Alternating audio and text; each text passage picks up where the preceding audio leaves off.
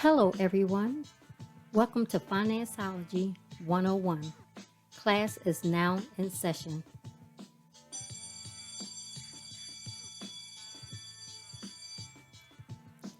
The information provided during this podcast is just that, information. You will need to do further research to address your specific situation. Enjoy the session. Hello, everyone. I'm Robin, and my husband is Elroy, and welcome to Gifted Generations LLC presents Financeology 101. The title Yes. of this session is Get Rich Slow or Get Poor Fast. Save, save, save. So, once again, we would like to welcome Tina Smith. She's a financial coach and president of the Financial T Coaching and Consulting Firm. Hello, Tina. Hello, and I am happy to be back with you both. I'm really excited about talking about saving, but if you're new to this, let me just introduce myself quickly. I'm Tina Smith, again, president of the Financial T Coaching and Consulting Firm. I am based in the DMV or the DC, Maryland, and Virginia area. However, our services stretch across the United States of America. We help in areas of budgeting, long-term and short-term savings, debt reduction strategies, and employer contribution plans. So we're able to help anyone in need of assistance in those areas. I'm also an author. My book is It's Your Turn, Walking Your Financial Purpose. And some of those nuggets that I'm going to drop tonight are right out of that book. You can always go to my website, thefinancialt.org. That is TheFinancial.org. T.org. Let's try that again. The Financial T, that is TheFinancial, the letter T.org. And you can go on there and learn more about our mission, our business. It's late, I'm sorry. That's okay. And That's okay. learn more about my book and order your copies today. Yes. So again, super excited about being here. I am also a veteran. I served in the military 20 years, 1 month, and 26 days. And so I retired in 2013 and decided to get into the financial industry because I was appalled. I think that's probably the best word I can come up with right now about how many people were leaving the military, and my brothers and sisters in arms were leaving without having financial foundations in place. So there was a lot of panic, when it was time to leave the military, by force. And then sometimes voluntary, but still had issues and concerns about their finances. And I wasn't one of those individuals, but it shook me to my core in some cases, seeing some of my brothers and sisters' arms not ready. So I wanted to do something about it. So I decided to become a financial advisor with a particular company, left them after I wrote the book to start my own firm. Here I am. I'm also a wife now, 17 years. I better have that number right, or my husband would have something to say about that. And we are proud parents of our son, Anthony, who is 15. That's me. Wow. Great accomplishments. Thank you. Great, great. So, speaking of the military, Elroy and I are both veterans, and we were speaking some time back about how the military is not really preparing those young men and women for handling their finances because they get paid, but no one's I don't think they're really instructing them or guiding them on what to do with that money, which is kind of scary because some of them just leaving home, so and they have no clue. Yeah, but the military is not the only organization ill preparing their employees. That's across the board. Yeah. What I'm finding is, now I will say this, I spoke to a military individual who was interested in our services 2 weeks ago. And the term he used was spoiled. He Mm. said that the military spoiled them because just like you're referring to, these young folks come right out of high school. I did. Most money I ever made and seen for my entire life. And um, leaving the military, had I not had someone in my life the last about 14 years or so of my military career, I would have not been prepared. I mean, shucks, I'm getting paid the 1st and the 15th of every month, theoretically. And I think, as time goes on, you get so used to it, you just assume that that's just kind of go on forever. And Right. it doesn't. And even if you're working at a company or, whatever, that paycheck that you're getting may run out someday and you might still be alive. What to do? What is it that you need to do now while you're working for company X, or you're in the federal government as a federal employee, or you're in the military? What do you need to do now so that when that check stops, whether voluntarily or involuntarily, how can we make sure that you're prepared? Saving is going to be the absolute foundation to the whole plan. You don't have savings, you've already failed the mission. Yes.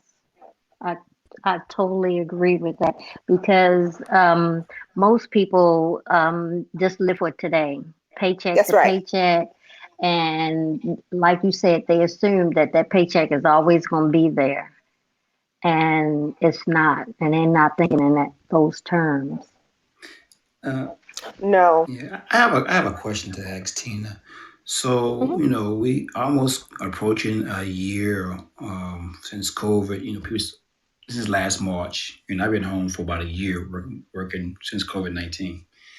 Do you think with everything's going on, people's perspective on savings has now changed than it ever has before? I believe so. I recognize that COVID was supposed to theoretically end my business. I went into 2020 with all these lofty goals. And when COVID hit, I'm like, oh, well, there's my business. There's the end of 2020 right then in March. But contrary to my initial belief, our business exploded. It exploded. And we had grown, we had doubled, we'd more than doubled um, our clientele last year, which was super exciting because people are sitting at home and saying, huh, I can live without going to eat out 3, 4, 5, 6, 7 times a week. I can, stay at home and instead of go out to the movies, stay at home and watch them. Or, wow, it's concert season and nobody's performing and they're performing online and I can do that for free or for a very minimal cost. And so I think people found that there are some things and some events that they could live without, vacationing possibly. I mean, from a mental health Mhm. perspective, everybody needs, to get away for a little while, and I respect that. Yes, yes. But at the same time, we were forced, if you will, to stay home. And I believe that as people analyzed their finances and found that they were actually saving money, they really began to look at their financial situations much differently. And I'm proud to be one of the agencies that people trusted during that time, especially when COVID first hit, to guide them in their finances and help them save money and help them divert their money into long-term savings. And so, yeah, I absolutely started looking at things quite differently. Yeah. So I just want to give the foundation for those that are listening to this for the first time. Um, okay, so the foundation we gave on the first podcast is your mindset, being mentally prepared to make this change or work on your finances. The next was having a plan and implementing that plan. Mm-hmm. And so now we're at the phase where you have your plan, and part of your plan should include a category named savings. And a lot of people probably don't even think about that, or they probably think I don't even make enough Right. to start saving. So speak to that about, even if you don't make a lot of money, you still can save. Oh, 100%. I find that even individuals, oh, let me roll back real quick. I started my savings. I was 25 years old, making 19, yes, 19,000 dollars gross.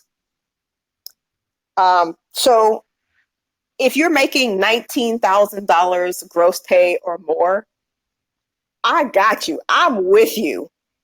I didn't think I was going to be able to do it. I mean, I liked having fun. I liked going out and doing stuff. But what I found is that my going out and doing stuff, too much of it, if you will, was hurting my my financial goals. And so for me, I found that if I stuck to my needs, as an NEEDS, if I stuck to those primarily and reduced my wants greatly just for a short period of time, I would see a difference in my finances. And boy, did I. So if you don't make a lot of money, I challenge you today. You know how I am. If I'm going to spill tea or drop some nuggets, I want all the listeners to take away something during this podcast, during our time together, so that, you know, you can start doing things immediately to change your financial trajectory. But I found that if I calm down just to my needs and um, started focusing on those, saying no to some of those things that I wanted for temporarily, that I would see a difference. And I'm telling you, if this is you, it could be something as simple as not going to McDonald's every day, you know, like during lunchtime. Maybe it's taking your lunch to work. And if you feel like you can't eat at your desk or you want some peace and quiet, and I'm just telling you what I did, so I don't want anybody to think that, oh, well, she's just talking. She ain't never done this before. No, I've had to take my lunch to work quite a few times. And if I felt like I couldn't sit at my desk and eat because I wanted some peace and quiet, I would go outside or go to the break room or something like that. And my posture would, you know, kind of be, I didn't want to be bothered. So either I'd have my nose in a book or something like that to be left alone. I might not have been reading the book, but neither here nor there. Um, but something as simple as taking my lunch to work made a great difference. It could be even because I didn't want to eat that sandwich I fixed. I'm gonna tell you that right now. I didn't want to eat that, but I needed to in order to reach my financial goals. So anyway, something as simple as taking your lunch to work would make such a difference. And it could be small things. I'll give another a small example, or maybe a simple example, but it could make a huge difference. It may mean trimming down your cable or trimming down your phone plan. Some of those small things that you could do. I didn't say, you know, throw your phone in the lake and turn your cell phone service off.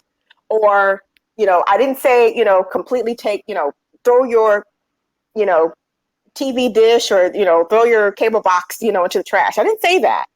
But I'm saying to look at what you need to have and bear down. So as you are looking at your plan, you may save, I don't know, $10, $15, $20 by reducing your plan. And if you do, I mean, if you do $10 here, $20 there, not going to lunch every day, maybe that's $50, you know, extra. Just like that, you've saved, say, $80. Think about putting that into your savings account to start building up your savings so that if you go to work one day and your job is closed and you no longer have a job, you at least have something to back you up until, you know, you get another stream of income. I hope that made sense. Yeah. So that made perfect sense. So I want people to understand that part of your budget, one of the categories, like with your utilities, Mm-hmm. groceries, gas, should be savings. Oh yeah. Include that as part of the category because you want to pay yourself. A lot of people think that if they get a lump sum of money to put it all on a credit card, or and I say no, because if you Mm-mm. have an emergency, guess what? You're going back to using that credit card.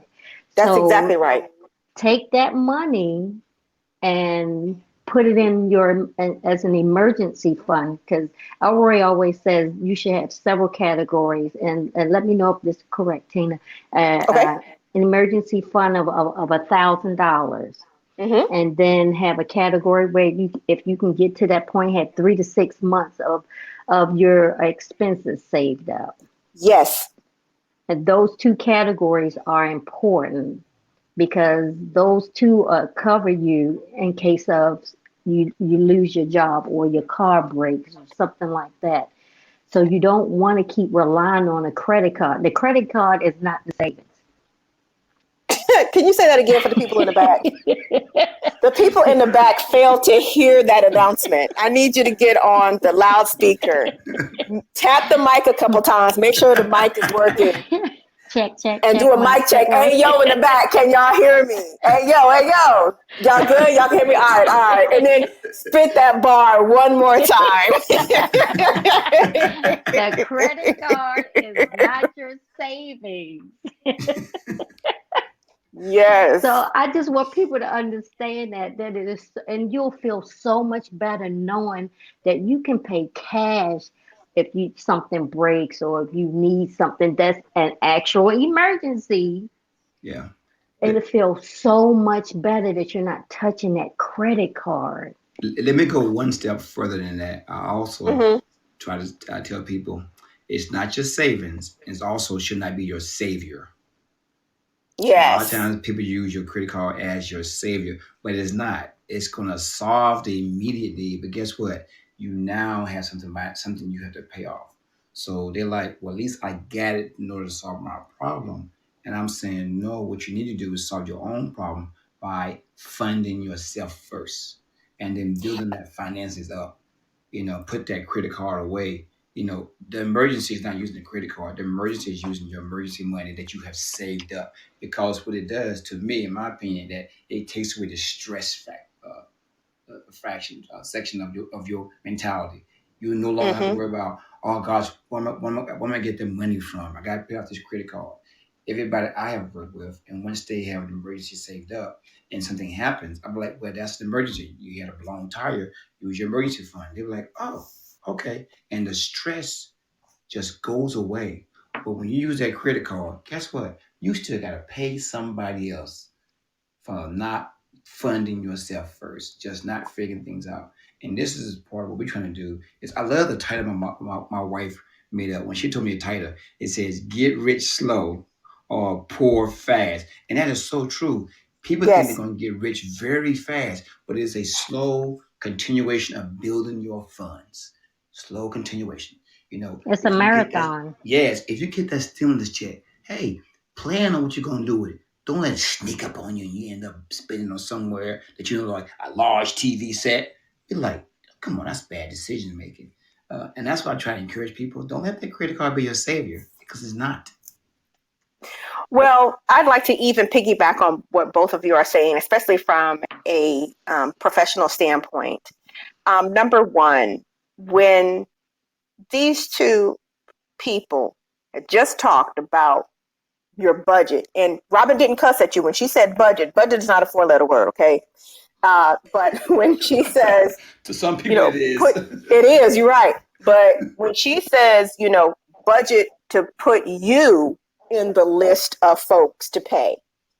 And then Mhm. when Elroy says, pay yourself first, this is it's not just a saying or it doesn't sound cute. It's a fact. Amen. Wealthy people, trust me and hear me when I say this.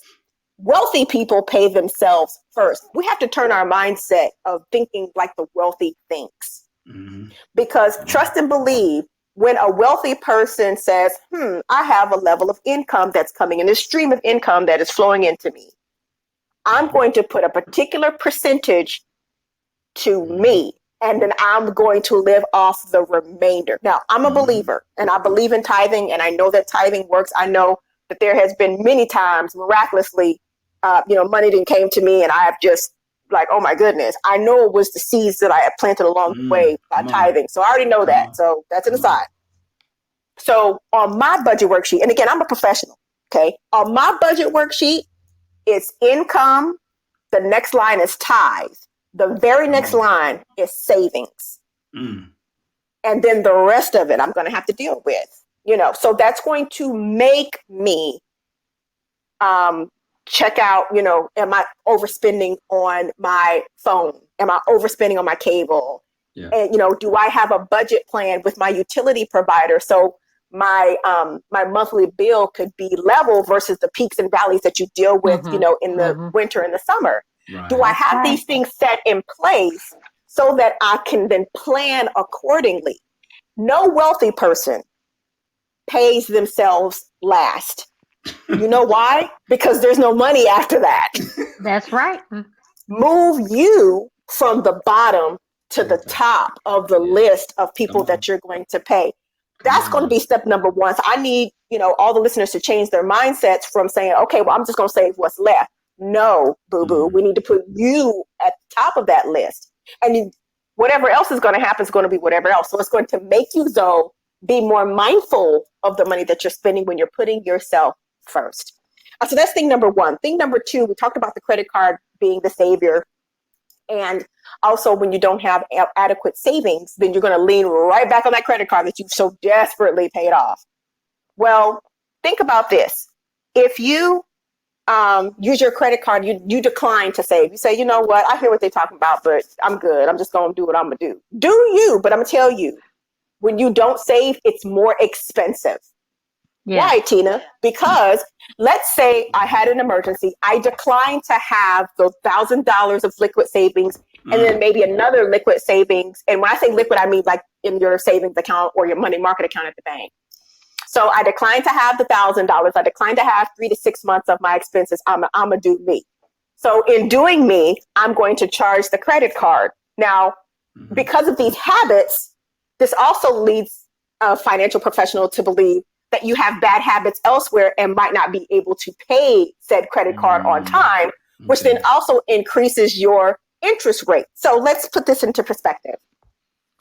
Let's say you have a $1,000 credit card and you've basically maxed out that credit card. Now, let's say that your minimum payment is $25. And I really want to put this into perspective for you. And I'm going to pull up this handy dandy tool that I use for my clients about this. So let's say that because your credit is not pristine and you've made some late payments over time, your credit card company says, yeah, right, we're not going to keep that low interest payment anymore because you've been late. So therefore, we're going to involuntarily increase your interest rate. Please know that because I decided, I'm going to talk bad about me. I'm not going to talk bad about the listener. I'm talking bad about me. Please know that if I decline to use the advice that we're talking about, and I'm going to put this $1,000 on my credit card at a 19.9, that's 19.99% interest rate, and my minimum payment is $25. Do you know that $16.67 of my $25 payment goes to interest only, which means that did not go towards the balance of the $1,000 that I spent. Wow. So now I'm paying them basically $8 a month towards that $1,000. How long will it take for me to pay that off? Oh, wait. Wow. It will take infinity. It'll take you infinity. And guess what? With that being said, I have the answer for you. It'll take you 67 months to pay off. That is 5 years, 7 months. And by the way, because I only made the minimum payment, instead of me taking the right advice and putting that in my life and saving the $1,000, I'm paying back the $1,000 that I charged plus another $661. Wow. So I'm paying almost $1,700 for the $1,000 that I put on my credit card. So yes, not saving is going to cost you more money, period. And why not use the $1,000 that you save and pay you back? That's going to save you money. So, when we're talking about saving money, it's just not about putting money in the bank. It's how to leverage the savings going forward. Now, if you say, you know what, I got the $1,000 and, I had this situation to come up and I'm going to put it on my credit card. Right. Do that, but then right after you charge it, put that $1,000 onto that credit card. That way you don't have to worry about paying that later. Now you leveraged your credit, just to get you through that emergency right then, but immediately go back and put that $1,000 on there. You don't want to have to deal with the minimum payments over 5 years plus, right, or the interest charges. So that's how these credit card companies make money off of us. Right. They charge us these interest charges that are involuntarily and a lot of times unbeknownst to you. So you're just thinking, oh, it's just $25 a month. Child, you done paid another $600 plus. There you go. And that's not the mindset of the wealthy. Trust me.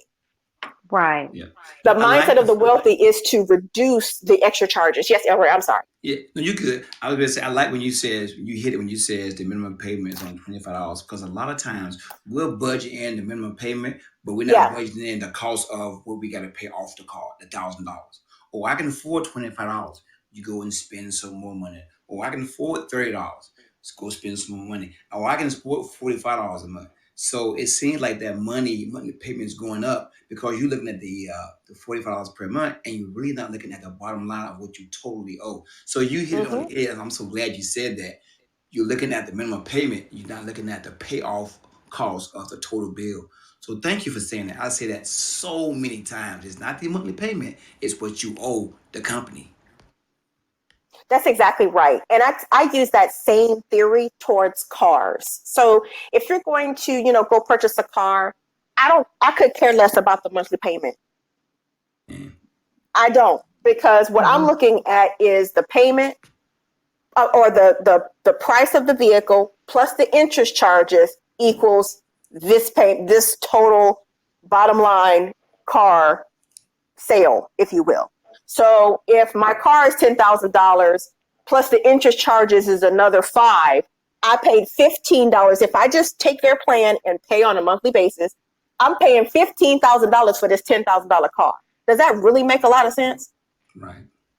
So I might give, I can speak on Kia because I used to own one, but I could, or a Ford Focus, let's say, I'm paying basically Camry price for a Ford Focus. And I'm not trying to pick on, I'm just trying to, get a ratio. So Ford Focus owners, play on, player, drive it till the wheels fall off.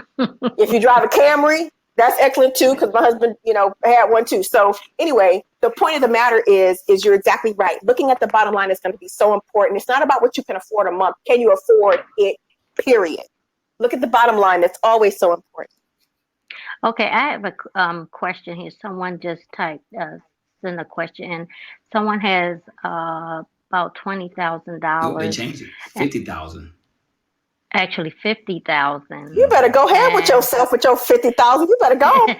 And they're wondering what they should do with it. Now, do you have your one-time consultant where they can come call you and talk to you? Oh yeah. Oh, absolutely. So with the way that our firm works, we do 30-minute consultations, and that whole point of that consultation is so that we can listen to you, listen to your needs, listen to what you expect from a financial coach, and then be able to say, okay, based on what you're saying, here are the services that we can offer you. How can, if you want to hire us, great. If not, we just want you to find somebody who will help. But that's our consulting services. So we would absolutely be able to talk with that individual and see what we could do. But here's some kind of the off the top ideas without knowing the entire situation. So it's going to be super important to know the entire situation so that you can get that personalized advice. But just FYI, some of the things that I could be thinking off top might be debt reduction. It could be putting it into a long-term savings plan, where that might be a Roth, that might be a brokerage account. It might be some other things. Also, it could be an opportunity to keep in savings for those emergencies or for 3-6 months. So if that's you, then there might be some areas to start. I hope that helps. Do you mind? Go ahead, Rob. I'm sorry. And the listener, we will at the end of the podcast make sure Tina gives all her social media platforms. That way you can check out her website and then maybe give her a call so you can speak to her one-on-one. And I posted your website inside the chat box, so it's now inside the chat box too. Okay, that's great. And so, listener, if you're listening, and if you care to speak with me offline about it, I'd love to be able to guide you further. If you ever go to the website, there is a picture underneath my picture, because you're gonna see my face. So anyway, underneath that, there is a picture that has a coach in like a little baseball league team or something like that. And there is an action button that says something like, I want a financial coach. Let me go to my website to give you the exact verbiage so you know exactly what I'm talking about. And if you click on, let me go home. Okay, there's me, a black and white picture. And then, yes, it says need a financial coach. And then you see the Little League baseball team. Yep. Underneath that, there's an action button that says, I need a financial coach. If you click on that, this gives you a list of most of the areas that we cover. And then you can select me, Shamika, or Kevin to give you your consultation. It's totally up to you who you choose. Either one of us want to help. Either one of us can give you some great advice as far as, what it is that you're wanting to do and how to lead you forward. Once you decide to click on, whoever you choose, it links you right to one of our calendars and you can schedule your time with us right there. So it's super easy, like 3 clicks away, and you have a consultation with us. And again, that consultation will be more so of listening, because it's important. If we're going to guide you on where to put your money, that person needs to listen to you and then figure out how they can help you best. And just so you know, listener, first of all, thank you for the question concerning that. But just so you know, the end game for us is to be able to tell you where to put your money in a way where, number one, it has opportunity to grow, or 2, it has opportunity to keep money in your pocket. Those are the 2 main goals here. Either how do we flip that bag, or how do we make that bag work to reduce costs today to continue to save you money going forward. So just FYI, and again, we'd love for an opportunity to speak with you, but we're here. We want to help, and thank you for your question. And she said, sounds great. Thank you. So excellent. Absolutely. She'll be looking you up pretty soon. And all righty, we're here. We're trying to make sure, one, we get the information out to users, to people, the listening audience, to understand the steps to get to where you need to be as far as saving. But when you have somebody that has $50,000, it's like, what do I do with it? You can still contact Tina.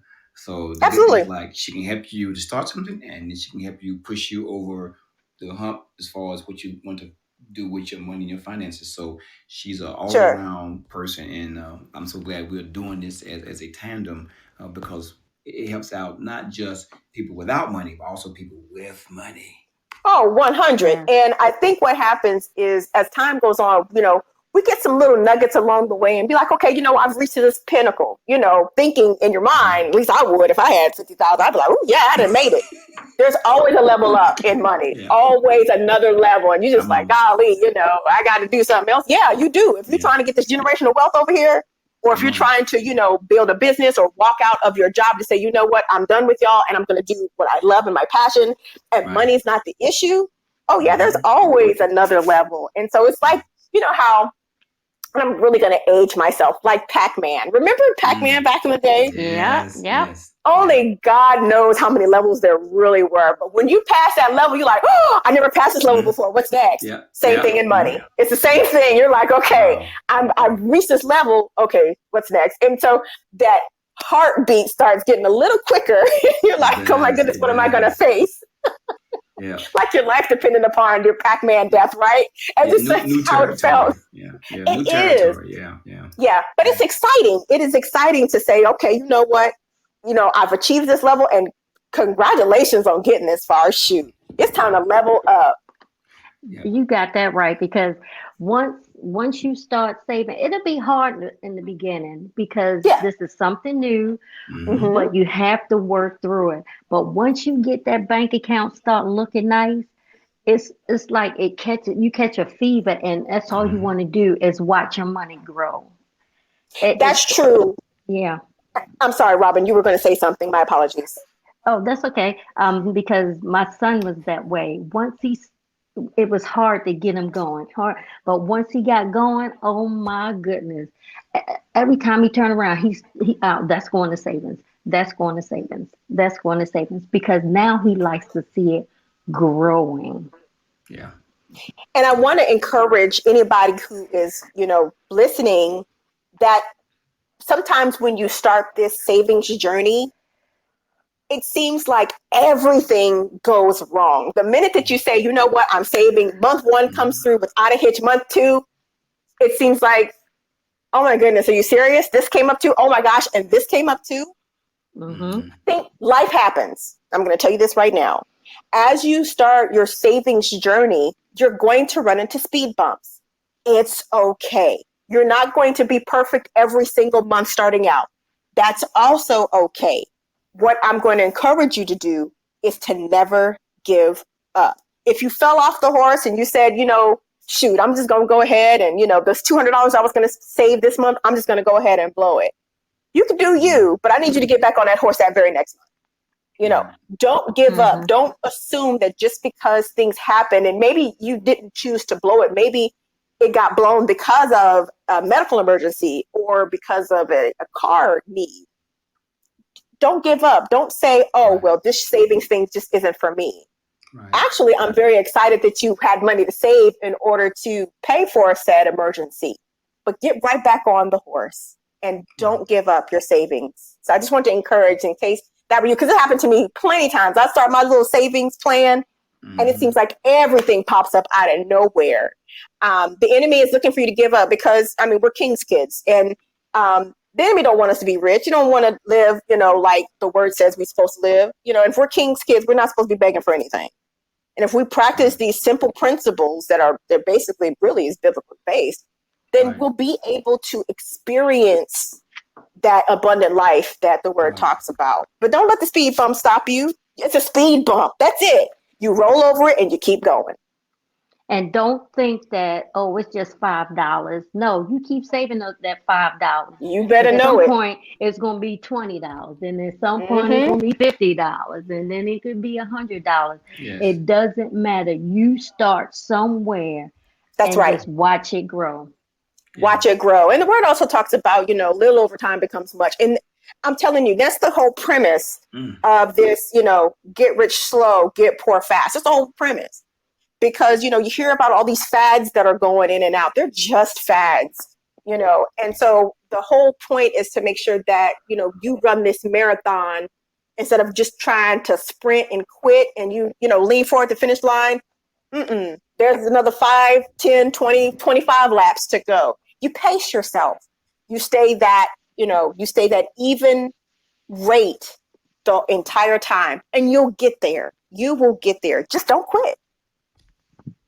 Wow. You got that right. You got that right. And you'll feel so much better knowing that you can pay for things cash. Yes. That's a wonderful feeling, that you can do things with cash instead of swiping that card. And also remember that debit card, you got to be careful because that's you can do some mindless swiping with that as well and drain your account. So be careful with your debit card as well. That's why it's important to budget, just like you were talking about earlier, Robin, because it's easy to swipe and then gasp once it says declined, right? So you're like, oh my gosh, declined. Because I know there's money in my account, so they need to try that again.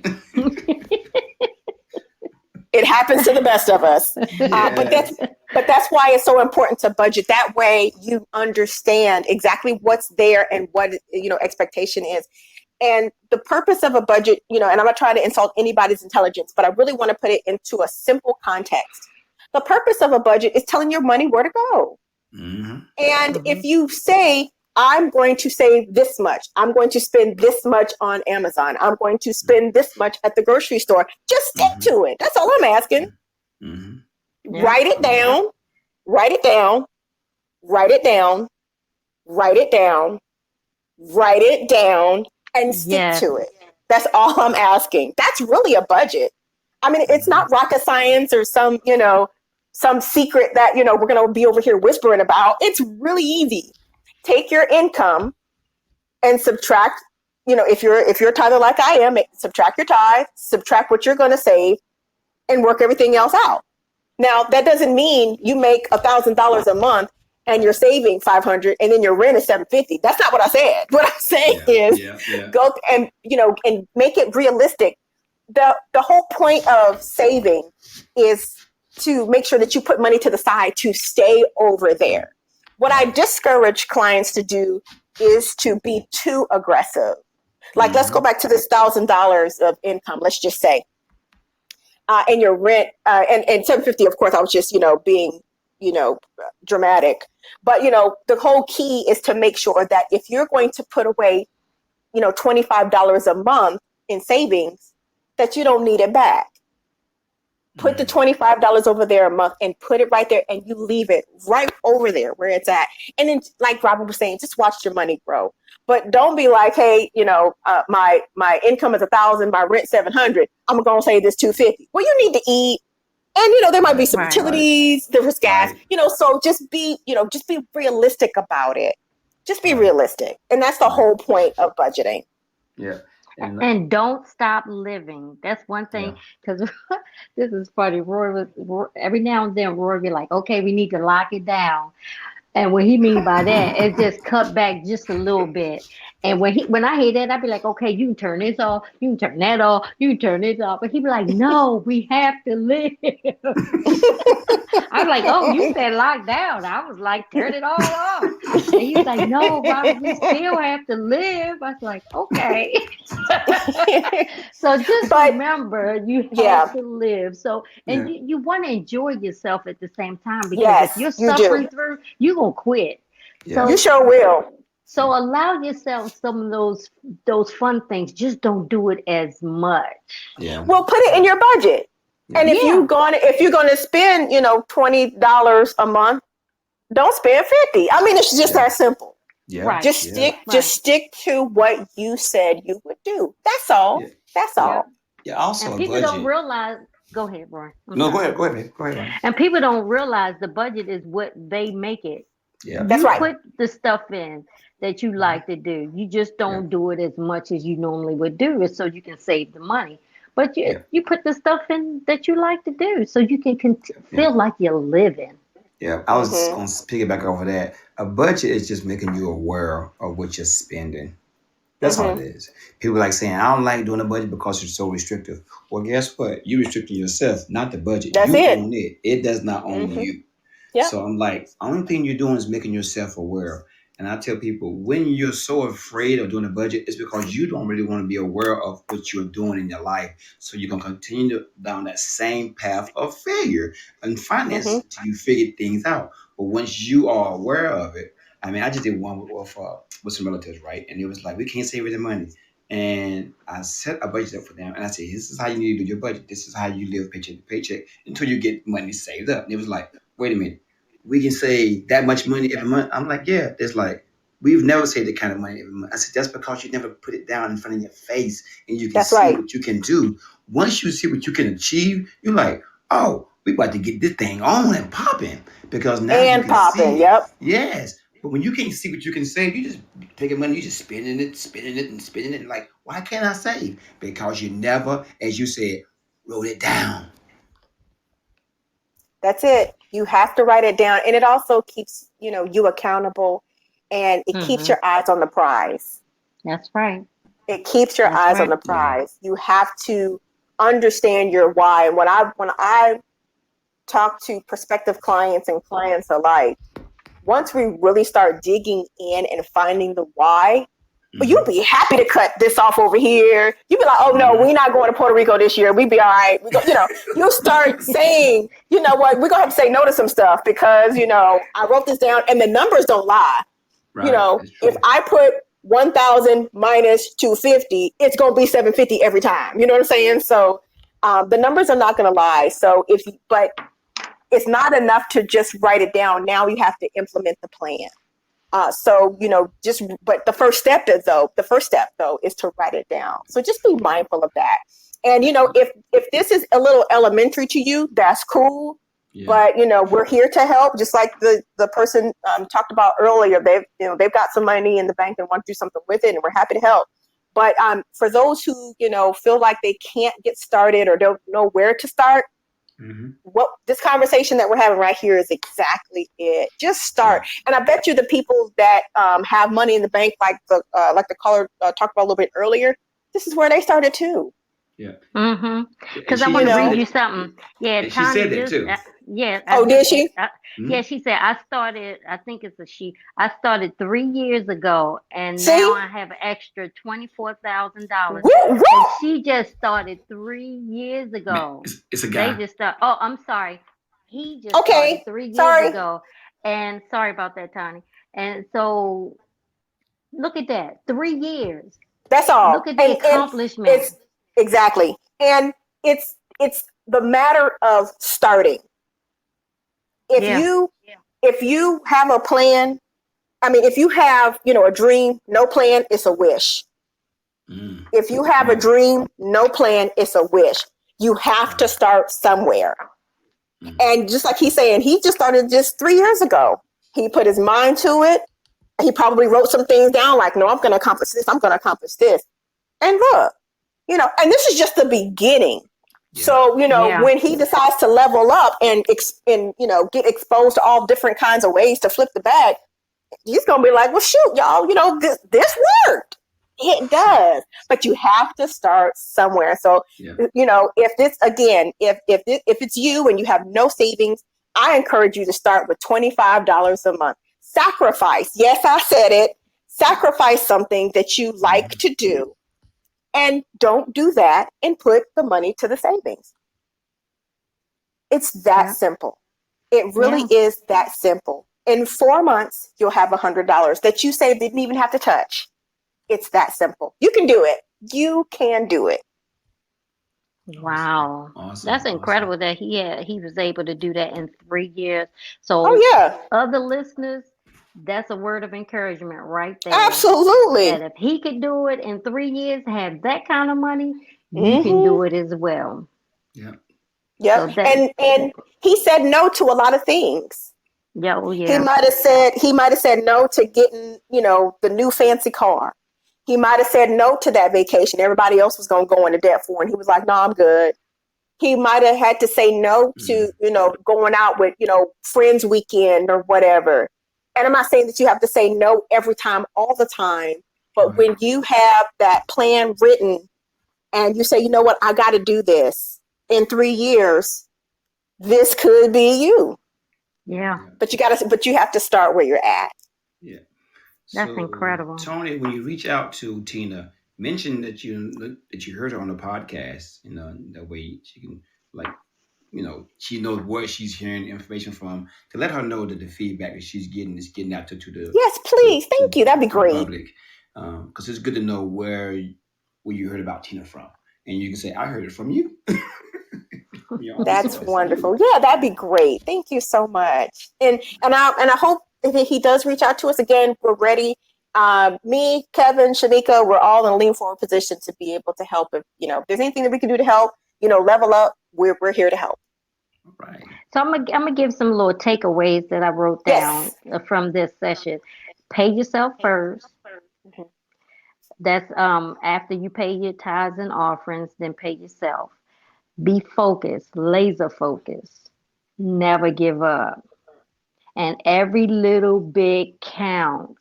Mm-hmm. And this is not a sprint, it's a marathon.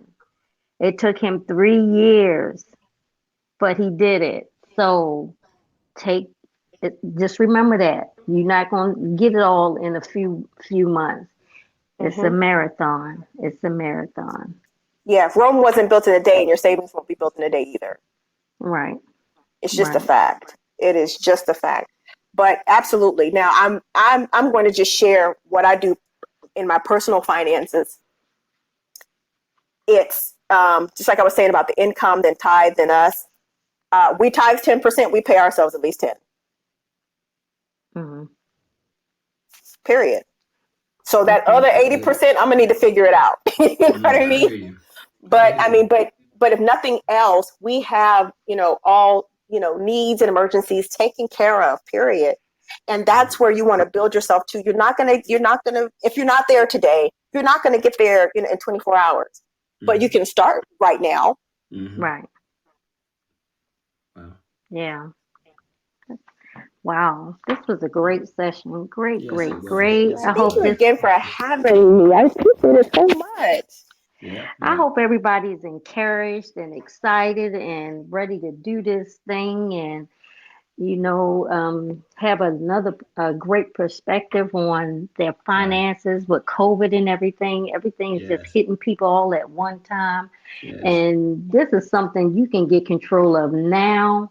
That way, when Yes. we're out of COVID, financially, you could be in a better position because right now everybody's sitting at the house. And I mean, there's not much that you can really do. So take that money, like Tina said, take that money you would have gone eating to eat out and save it. Take that money that Yeah. you would go to the movies and save it. Yes. I Yes. mean, there's money that can be saved right now because there's not much to do because of COVID.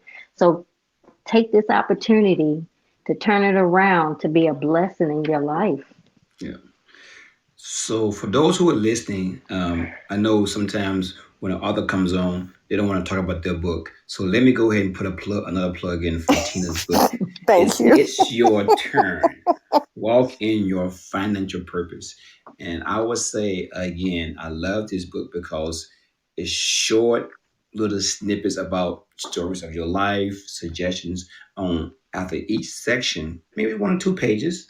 I love it. There's already a scripture that follows to support what you're talking about. So your Yes. book is very spiritual and biblically based. So I love that principle because we need to get back to the simple basics of the Bible and how it talks about finances and everything. So if you're out there and you're listening, I encourage you to buy this book. And it can fit in the palm of your hand actually, and you can take it with you anywhere. It's And not a it's big book. powerful. That book is It's powerful. powerful. It is powerful. Thank you all so So much. once again, it's your turn. It really is. It Walk in really your is. financial Yep. purpose. And So trust me when I say it you order that book on my website, which is thefinancialtea.org. That is TheFinancial, the letter T.org. You spend $25, that's including shipping. And I'm going to tell you, that book will pay for itself in spades. Oh yeah. yes. Yeah. Oh yeah. Yeah. Definitely. It's We a, done it's a already small given that. investment in yourself.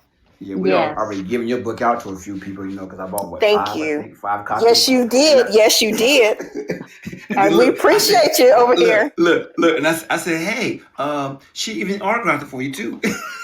Oh yeah. Oh my! All my books that I sell, they all come autographed in that blue ink. Yes, they do. That is my handwriting, people. I did that Okay. and caught a cramp myself.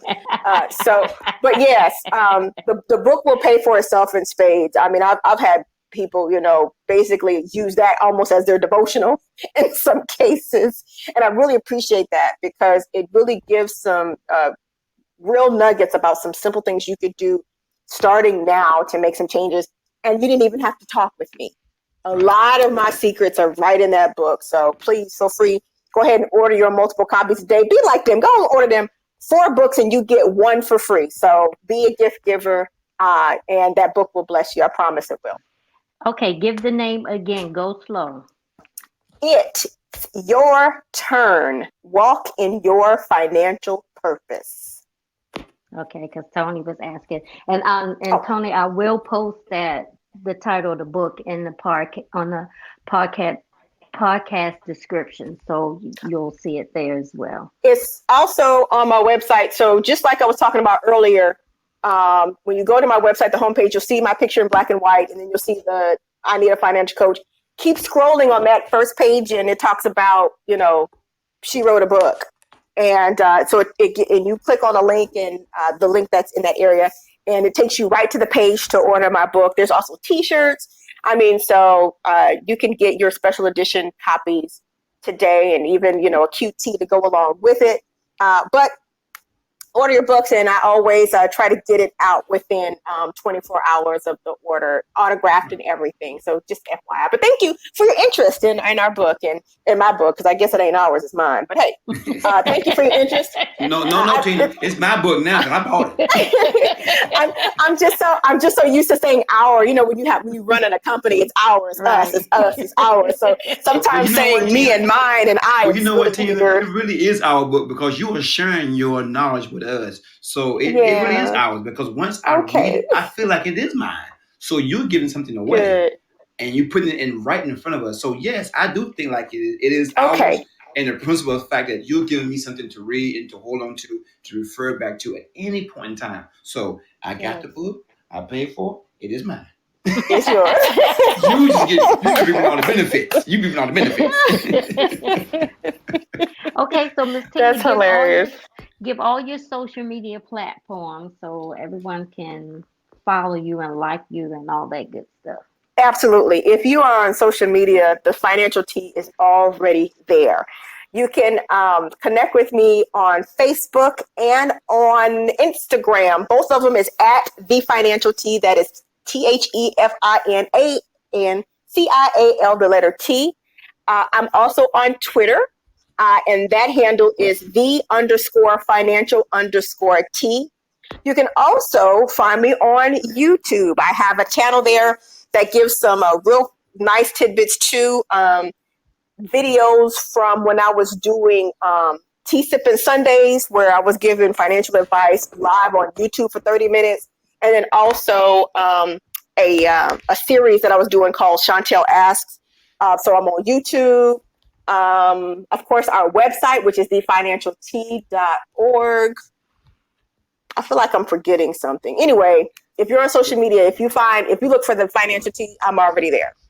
And they'll find it on your Podbean post, because my wife posts all your links on the FinanceOlogy 101 thank to get you all your picture, all your links, your website. It's a nice, really great write-up on Tina. So if you don't know it here, go to FinanceOlogy 101 and look for Get Rich Slow or Get Poor Fast, Save. Click on that link. And Tina, this is not the first one. She's done many more. This is probably her third one.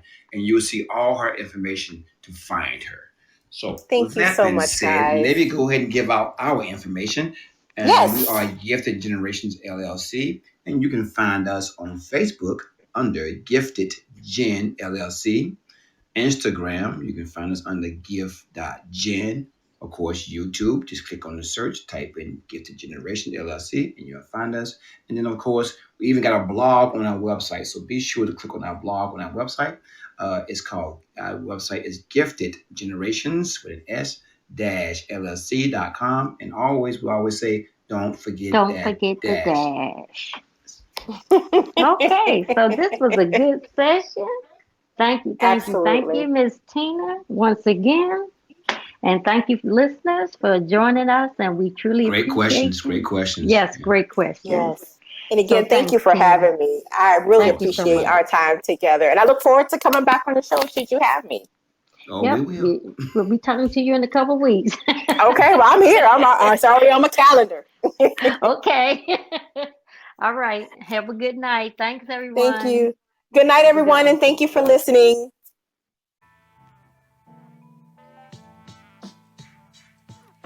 Well, thank you for tuning in to our podcast, FinanceOlogy 101. I hope you enjoyed this session and the information provided will assist you on your financial journey. Until next time, be financially engaged.